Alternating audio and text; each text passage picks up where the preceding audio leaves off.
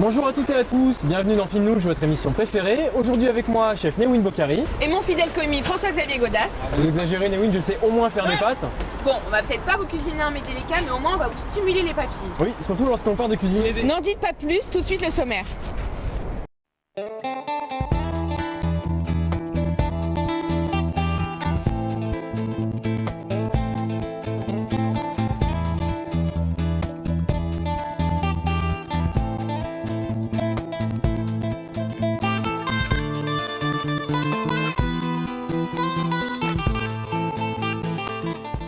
Bon alors ici on a pas mal de choix en matière de fruits, notamment des clémentines.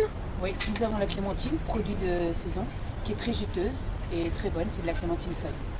Excellent produit. Le goût a l'air très... On a envie de les manger, mais ça ne passe pas que par le goût, ça passe aussi par les yeux. C'est pour ça qu'on dit le plus souvent, on a les yeux plus gros que le ventre, justement FX.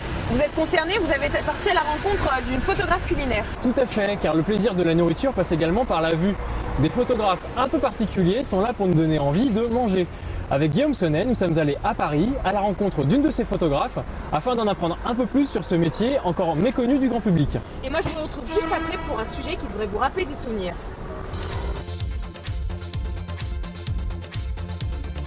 C'est à l'Atelier des Chefs, endroit très bien caché du 13e arrondissement, que nous avons suivi Maude, une jeune photographe culinaire, pendant un shooting. Bienvenue. Ambiance très cosy dans cette belle cuisine et thème alléchant, la chandeleur.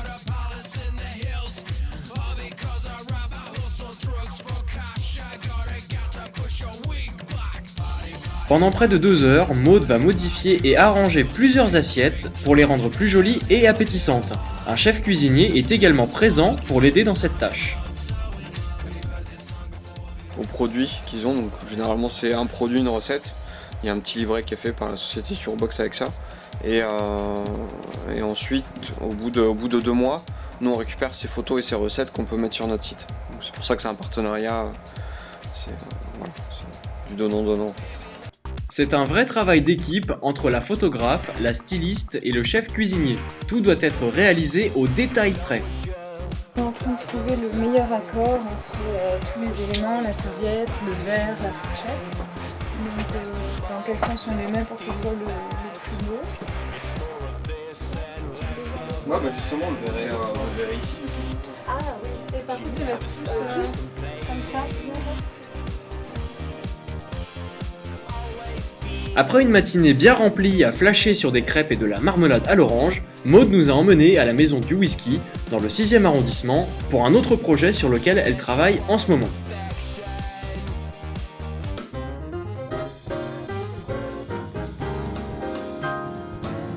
Au programme aujourd'hui dans ce lieu très spiritueux, un shooting pour une vidéo en stop motion. Stan le barman doit bouger centimètre par centimètre devant l'objectif de la photographe. La photographie culinaire, c'est tout un art. Culinaire, c'est de la photo de studio en flash, donc c'est un travail de lumière flash qui n'est pas celle du reportage. Et moi je préfère parce que c'est fixe, j'ai le temps de corriger tous les ingrédients, j'ai le temps de peaufiner une petite menthe, une petite feuille de menthe. Vraiment en photo culinaire, on prend le temps de faire les choses. Ce qui n'est pas le cas en reportage, en animalier, en photo de sport et tout. C'est vraiment un travail, c'est tranquille. Voilà. On fait la plus belle photo, on prend le temps qu'il faut pour faire une belle photo. Jeter 2 glaçons, couper 2 citrons, Stan répète ses gestes des dizaines de fois jusqu'à obtenir le résultat escompté. Le métier de photographe culinaire demande vraiment une minutie de tous les instants. Nous laissons ensuite Maude terminer les derniers réglages avec notre barman. Ouais, vas-y. Et du coup, phase où tu as les doigts ouverts et tu...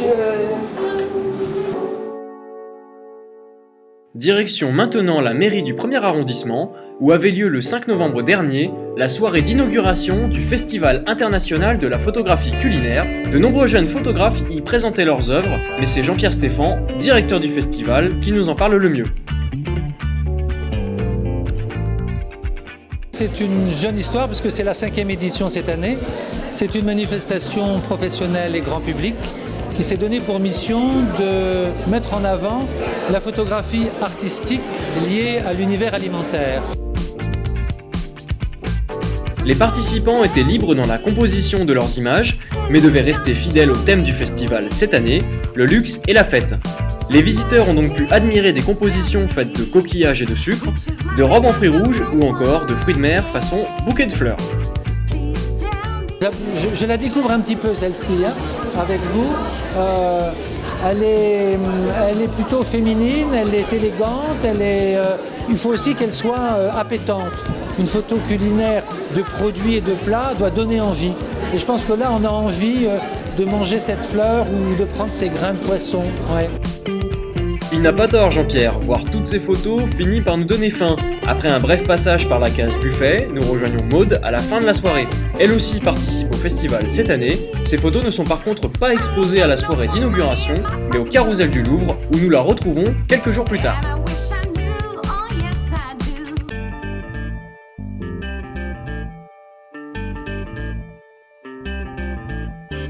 Notre photographe découvre avec joie ces clichés exposés dans ce lieu prestigieux et nous explique comment elle a procédé pour les réaliser. Je voulais vraiment être dans le contexte luxe et fête. Donc j'ai travaillé avec Swazik Chomel qui a fait le stylisme. Donc on a voulu travailler des produits de base, pas des produits de luxe. On ne voulait pas aller dans la facilité avec le homard, le caviar, etc. Donc on a pris des produits de consommation courante, le maquereau, la sardine et le tourteau, qu'on a voulu mettre en valeur. Donc le luxe, c'est qu'il est habillé avec des nœuds papillons en or, doré, pailleté. Et la fête, ça va être l'esprit, les ballons, les petites bougies, etc. Donc on a accumulé tout ça et on voulait faire des œuvres poétiques, vraiment quelque chose d'imaginaire.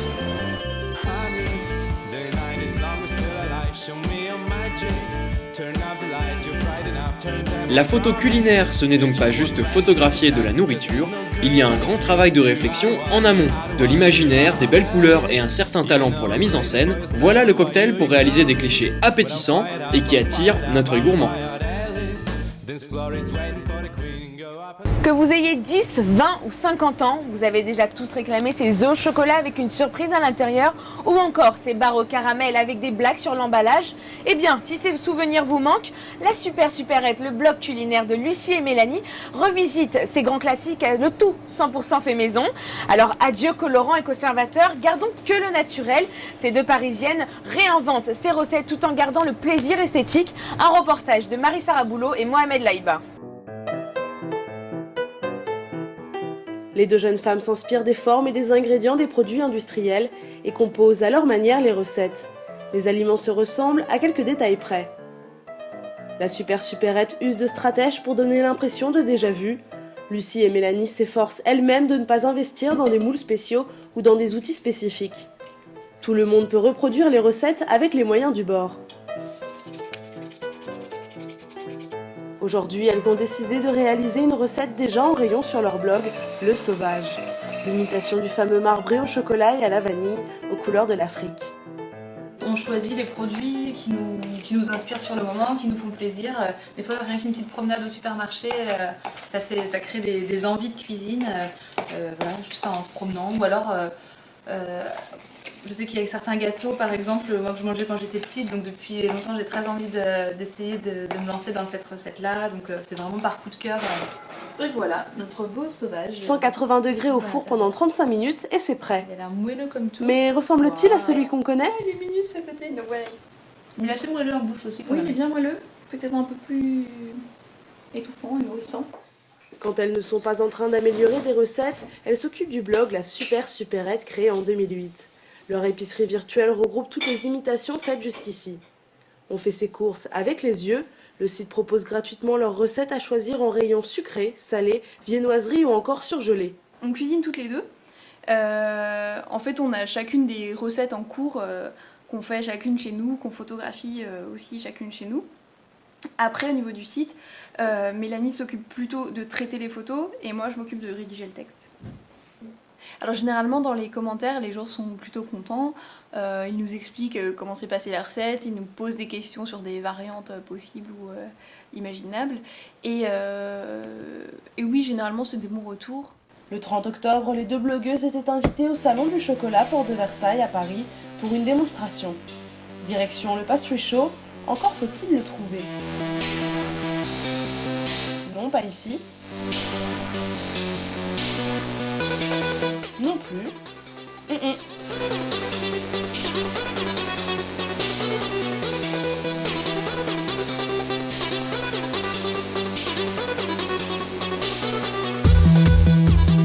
En direct devant les spectateurs, Lucie et Mélanie ont réalisé des célèbres rochers au chocolat. Elles les appellent les féeriques. Peu habituées à ce genre d'événement, les filles étaient un peu stressées, mais ont conquis le public. De la pâte à tartiner, fait maison bien sûr, avec une noisette au cœur, le tout plongé dans du chocolat liquide avant de rouler le rocher dans des noisettes concassées. Mais pour y goûter, il fallait vraiment se dépêcher.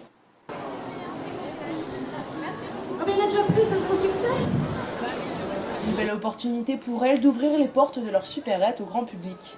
De découvrir en direct une recette, parce que je connaissais le blog, et donc je suis ravie. C'était très rapide, il a fait chaud, le chocolat d'ailleurs me fondait un peu partout, mais c'était très agréable. La journée de gloire n'est pas finie, c'est l'heure de la dédicace. Et oui, depuis mai dernier, la supérette a été publiée sous forme de livre. Cette semaine, c'était napolitain aussi à la maison. Ah ouais. Mais la recette a été pas terrible, donc je vais faire celle-là. J'ai découvert dans le salon les recettes, les demoiselles et tout ça. Les recettes étaient sympas, le concept il est bien.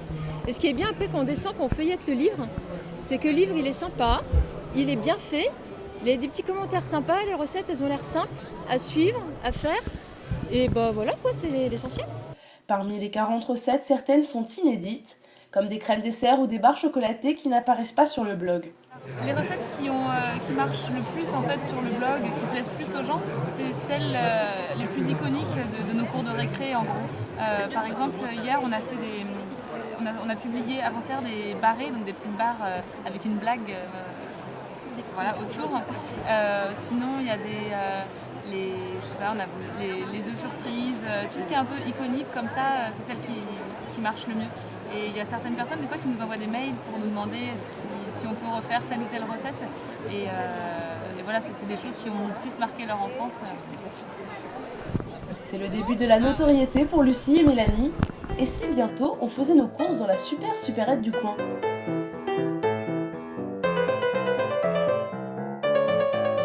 À l'heure où les émissions culinaires sont à la mode, certains s'improvisent chefs cuisiniers le temps d'une soirée.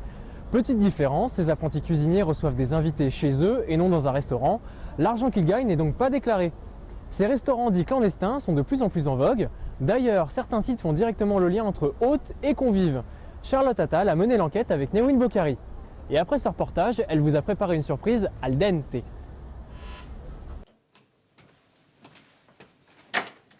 Hello, good night. Welcome.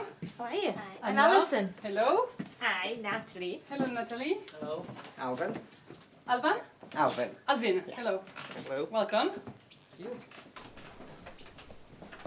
Anne-Laure et Quentin accueillent ces Australiens dans leur appartement du 15e arrondissement de Paris. Ces personnes ne connaissent pas les hôtes de la soirée et souhaitent vivre une expérience unique en allant dîner chez l'habitant.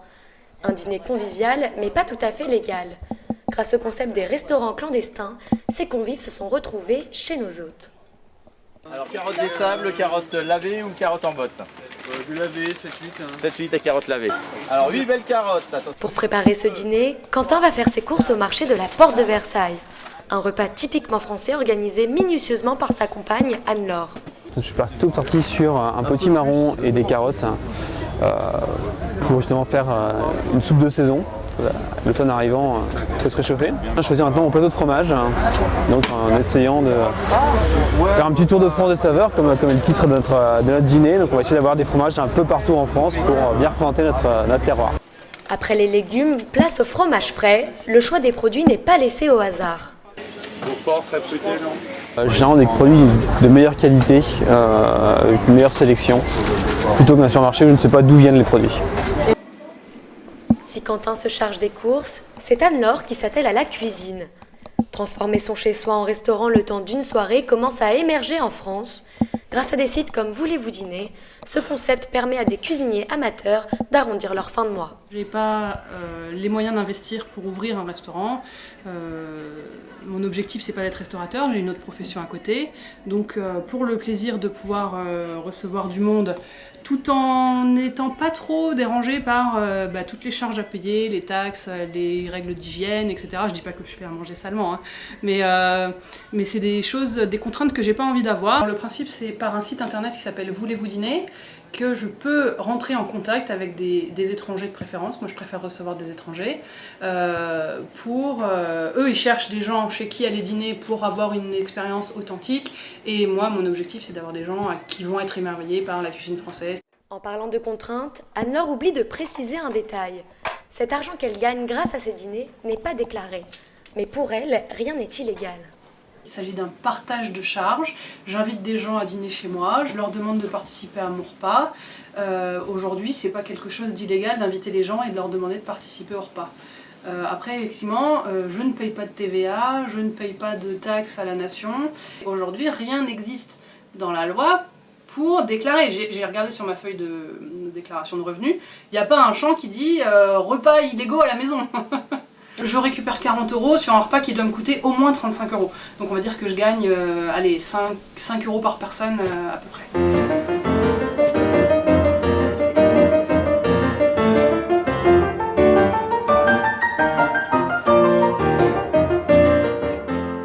Oui, j'ai oublié d'acheter du pain d'épices. Tu pourrais en racheter au passage, s'il te plaît ?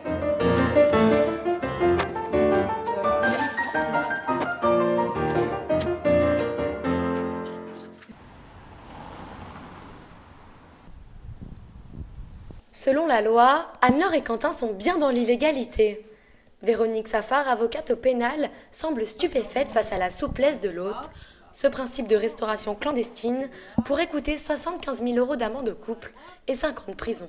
J'ai regardé sur ma feuille de déclaration de revenus. Lorsqu'on fait en réalité, appelons un chat, de la restauration clandestine, il y a des règles à respecter et cette dame est un peu légère, je trouve. Elle ne respecte pas les règles d'hygiène et de salubrité, c'est-à-dire qu'à partir du moment où on reçoit un public, des étrangers chez soi, on doit déjà faire une déclaration d'existence auprès des services vétérinaires de la préfecture. Elle perçoit des revenus, elle doit les déclarer. Donc là, c'est encore une autre infraction qu'elle commet.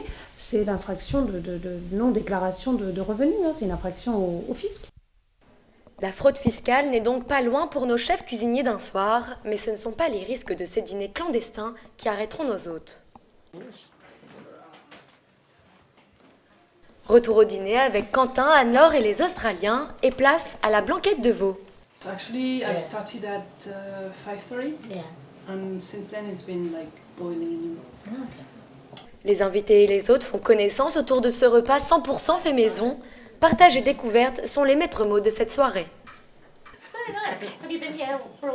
We've got one night in Paris and we wanted to have a very unique experience of dining and observing what life was like for people living here and just get a feel for what a traditional apartment might look like and what traditional food might be like and meet some French people. Si ce repas représente pour nos convives une expérience unique, ils paient au total 144 € pour une soirée typiquement française. Alors comme vous l'a dit François-Xavier plus tôt, je vous ai préparé une surprise al dente. On est ici à la Maison de la Pâte dans le 14e arrondissement où justement les pâtes ici sont toutes fraîches. Philippe le chef est juste derrière, on va aller le rejoindre, alors suivez-moi.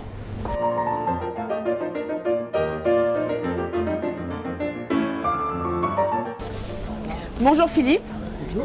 Alors qu'est-ce que vous avez comme pâte ici? Nous avons beaucoup de pâtes, on a beaucoup de pâtes fraîches, donc nature, on a beaucoup de pâtes farcies, on a une quinzaine de variétés différentes. Et puis on a des gnocchis aussi, qui sont un petit peu différents, c'est-à-dire que c'est le gnocchi à base de pommes de terre. Et puis dans les pâtes farcies, on a une quinzaine de variétés, un petit peu différentes, aussi bien à base de viande, de légumes, de fromage. Et d'où viennent-elles? Alors c'est un petit Italien qui nous fabrique ça aux alentours de Paris. Ils nous sont livrés tous les jours. Il y a à peu près 7 jours de date. Voilà. Et quels sont les produits qui sont plus souvent vendus? Alors, les produits les plus souvent vendus, Et on est en plein direct. Alors, les produits les plus souvent vendus, on a un petit peu de tout, ça dépend des jours, on va dire. Il y a des jours où on passe plus de pâtes au cèpe, des jours plus de pâtes aux épinards, vraiment ça dépend. Là, les fêtes arrivent, on passe beaucoup de pâtes aux truffes. Voilà, c'est un petit peu le produit festif, donc aux truffes et au cèpe. Et si moi je vous dis que ce soir j'ai envie de manger un repas salé-sucré, vous me proposez quoi? Alors voilà, je vais vous proposer ça. Voilà, ça c'est une pâte salée-sucrée. C'est une pâte à base de pruneaux et de chèvre. Voilà. Ça c'est une pâte vraiment salée-sucrée, c'est très original. Voilà, très très bonne pâte. D'accord, et comment ça se fait qu'elle soit noire? Alors, la couleur c'est fait à base de produits naturels, c'est du bicarbonate. D'accord. Cette couleur noire. Merci Philippe. Qui dit pâte dit gluten. Tout le monde ne peut pas profiter de la richesse de la cuisine italienne. Plus de 10% de la population serait intolérante ou allergique au gluten qui se retrouve notamment dans les céréales, le pain, la farine, mais aussi les pâtisseries. Alors, est-ce qu'on peut manger sans gluten? La réponse tout de suite avec Alban Rajaunson et Virginie Huleux. Gilles, 22 ans, fait partie des 10% des Français considérés comme intolérants au gluten. C'est en 2008 que Gilles découvre qu'il est atteint de la maladie cœliaque, une réaction à différentes fractions protéiques du gluten contenues dans différentes céréales, telles que le blé, l'orge et le seigle. Les personnes atteintes doivent suivre un régime strict. Seule solution, trouver des alternatives pour manger sainement et sans gluten. Cette maladie est rare et difficile à diagnostiquer. D'abord, donc, les symptômes, c'était en gros des douleurs au ventre, des problèmes intestinaux.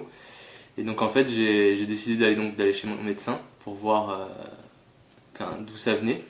Donc elle m'a conseillé de faire un test pour voir si j'étais atteint de la maladie cœliaque. Et donc j'ai fait ce test et donc il était positif. Donc ce qui voulait dire qu'en gros j'étais intolérant au gluten. Ça a été un réel handicap pour moi parce que en fait surtout dans le quotidien, parce qu'en fait, dès qu'on reçoit par exemple des amis, je suis obligé de faire un repas différent, donc entre eux et moi. Après, ça peut être aussi dans la vie quotidienne, par exemple, tu as envie de te faire un fast-food, moi par exemple, j'ai envie de me faire un McDo ou quoi, c'est un peu compliqué parce que le pain, il y a du gluten. Plusieurs aliments de base lui sont déconseillés. Je vais vous montrer quelques produits qui me sont interdits. Comme vous pouvez le voir, des produits du quotidien, par exemple des pâtes, ou par exemple aussi des muffins pour le matin. Donc vu qu'il y a tout ce qui est à base de farine de blé en fait, c'est ce qui induit en fait le gluten. Donc et dès que vous regardez la composition en fait, vous pouvez voir qu'il y a bien écrit farine de blé. Donc là comme vous pouvez le voir, c'est un blog que j'aime particulièrement en fait qui s'appelle Ma Cuisine sans gluten. Et en fait, c'est un site où on peut vraiment voir en fait toutes les étapes du plat. Donc là, par exemple, c'est un cake à la banane. Et ce qui est intéressant sur ce site, c'est que vraiment les plats ils sont gourmands, ils sont vraiment super bons. Et ce qui est intéressant aussi, c'est au niveau du prix, parce que ça permet d'avoir en fait des recettes peu chères, parce que c'est vrai que souvent tout ce qui est sans gluten est assez coûteux. Dans le 10e arrondissement de Paris, il existe une association pour les intolérants au gluten, l'AFDIAG. Pour les besoins de notre reportage, nous avons contacté la direction qui n'a pas accepté l'interview sans une rémunération de 20 € chacune. Au passage de Panorama, dans le 4e arrondissement de Paris, Noglu est le premier restaurant à proposer une carte exclusivement sans gluten. Il est midi et la clientèle afflue pour la pause déjeuner. Jennifer, la chef américaine, finit de confectionner les tartelettes au chocolat devant les yeux des clients. Noglu, c'est une expérience unique et savoureuse pour tous les dépendants à la gourmandise, sans contrainte ni risque pour toutes les personnes intolérantes au gluten. Forcément, tout est sans gluten et certifié. Le petit sablé chocolat noisette pour les cafés gourmands. Le restaurant sert aussi bien des pâtisseries que des plats salés et propose également la vente à emporter. Les clients sont de plus en plus nombreux pour le plus grand bonheur de la propriétaire du restaurant Frédéric Jules qui l'a ouvert il y a un peu plus d'1 an. Restaurant sans gluten pour répondre aux besoins des intolérants qui n'avaient pas d'endroit pour déjeuner ou dîner en famille ou avec leurs amis.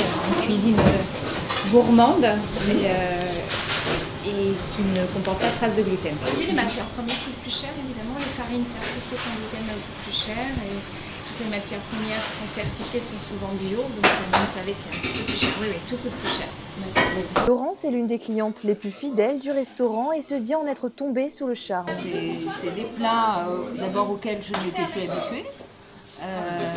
Sinon, ma maladie s'est déclarée il y a 8 ans. Donc, pendant 8 ans, j'ai pensé que les burgers, les choses comme ça m'était interdit. J'ai fait une croix dessus, définitive. Et puis là, c'est vrai qu'ils ont des chefs qui sont excellents, des produits qui sont, on voit que tout est préparé sur place, etc. Donc c'est frais, on a toute la garantie à ce niveau-là. Et en plus, ça, c'est sans gluten. Homophagie. Ce mot ne vous dit peut-être rien, je vous rassure, moi non plus. Pourtant, il est bien connu des dégustateurs d'insectes. Plus économique et surtout plus écologique, dans le futur, tout le monde en mangera. Alors oubliez vos a priori. Non, vous n'allez pas manger du cafard, mais du cliquet au curry fruité ou des vers aux ail et fines herbes. Aujourd'hui, plus de 2 milliards de personnes à travers le monde sont adeptes de cette cuisine, de plus en plus répandue dans notre pays. Des sites internet proposent même de vous livrer pour l'apéro. Un sujet croustillant de Margot Roland et Linda Mesada. Jiminy's est la première gamme d'insectes apéritifs français assaisonnés et prêts à manger. Cette culture culinaire existe déjà dans plus de 100 pays. Alors nous on est de Paris en fait, et là où on transforme les insectes quand on les assaisonne, on est à Évreux, Miseray, à côté d'Évreux, donc en Haute-Normandie. En Haute-Normandie, il y a du camembert et des criquets. Alors en fait on va être commercialisé à Grande Épicerie de Paris et dans des concept stores et épiceries fines en région parisienne dans un premier temps à partir de décembre. Vous les avez où alors, les bestioles? Alors aux Pays-Bas. Ah, j'ai pas entendu. Aux Pays-Bas, ouais. Donc on nous pose très souvent la question, vous les sortez d'où vos insectes? En réalité c'est vraiment des fermes en fait, c'est des fermes bêtes où on élève des insectes plutôt que des poules ou des vaches. Pour se démarquer de la concurrence, ces deux entrepreneurs ont choisi la qualité. Ils achètent leurs insectes aux Pays-Bas plutôt qu'en Thaïlande. En soi, il n'y a pas une grosse différence, c'est surtout une question de cahier des charges. Nous, on va préférer un cahier des charges un peu plus qualitatif. On va pouvoir contrôler ce qu'ils mangent, comment ils sont nourris, comment ils sont élevés, et également la façon dont ils sont traités. Il n'y a pas que les criquets que l'on peut manger. Aujourd'hui, il existe plus de 1900 insectes comestibles. Un, deux... Oui, petite poignée, petite pince. Oui, il faut y aller gaiement. Gaiement, allons-y gaiement. Oui. Alors, très surprenant, je trouve un goût de champignon. Un goût de champignon? Oui. Excellent. Ah oui. On devrait essayer. Ah si, tu devrais essayer. C'est pas mal. Venant de Périgord où nous on est habitués, si vous voulez, aux truffes, au foie gras. Chose fine, c'est très fin comme goût. Je dis pas, c'est peut-être tout à fait remarquable, très bon, mais c'est pas dans ma culture. Mais justement, détrompez-vous, c'est de l'élevage aussi. C'est juste pas le même élevage. Je suis persuadé que c'est tout à fait remarquable. Dans une ambiance plus festive, l'entreprise Jiminy's a choisi le Lucha Libre, un bar à tapas branché où une dégustation d'insectes est au cœur de la soirée. Plus de 200 personnes ont fait le déplacement. Bah écoutez, moi je trouve ça plutôt, franchement, même très bon au niveau du goût. Après c'est vrai que au niveau de la texture, c'est quelque chose que je verrais plus associé à quelque chose plutôt qu'à manger tout seul. Plus en salade ou apporter un petit croustillant peut-être? En salade ou avec un petit tartare de quelque chose, avec une texture un petit peu moelleuse pour compenser ce côté très croquant. Les insectes sont une source importante de protéines et vitamines riches en oméga 3 et 6, mais aussi en minéraux et sont naturellement pauvres en graisse. Ça m'a l'air appétissant. C'est pas moins appétissant qu'un petit poisson. J'ai l'impression de manger de la paille, c'est pas très bon.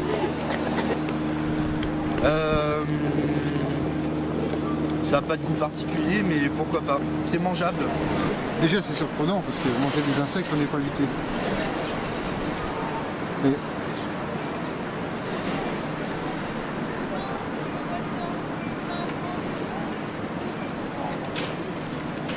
Non c'est bon, mais à la limite c'est vrai que ça pourrait être autre chose que des insectes, quoi. On pourrait le transformer sous une autre forme. Non, merci, merci, c'est pour Colanta. On en goûte un à deux? Ah, ouais. Ben non. Ah. On va essayer.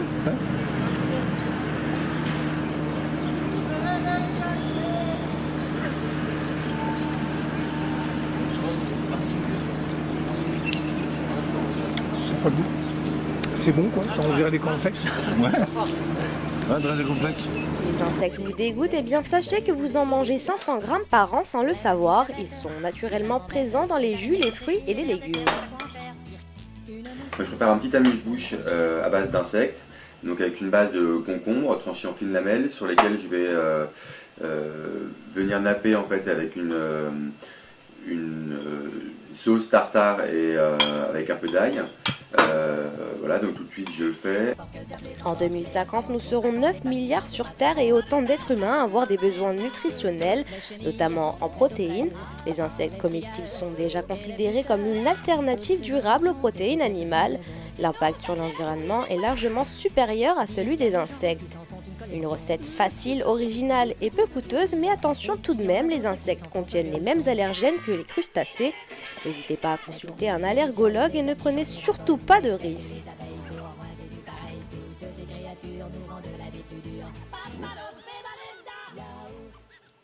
J'ai l'effet craquant. Il ne vous reste plus qu'à déguster alors à vos assiettes et bon appétit! C'est la fin de cette émission, merci à tous de nous avoir suivis. Je vous retrouve la semaine prochaine. On vous retrouve la semaine prochaine avec plus de joie, plus de mets et plus de saveurs. À la prochaine fois.